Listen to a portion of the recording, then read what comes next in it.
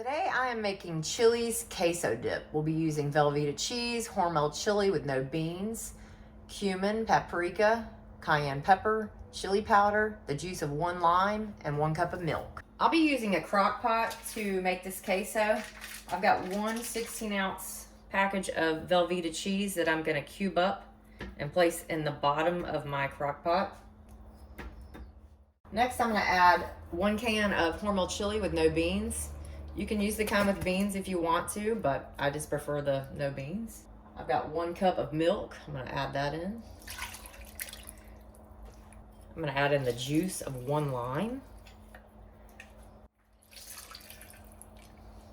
And next I'm gonna add in our seasonings. I've got 4 teaspoons of chili powder, 1 teaspoon of cumin, 2 teaspoons of paprika, and 1/4 teaspoon of cayenne pepper. I'll go ahead and drop that in. Got my crock pot on high.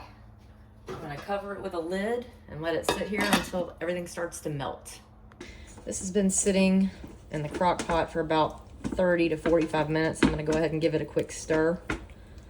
And that's it, our skillet queso is done. This is exactly what you want it to look like. I usually, if I'm making this for a large group, I double the batch. It makes it a lot more.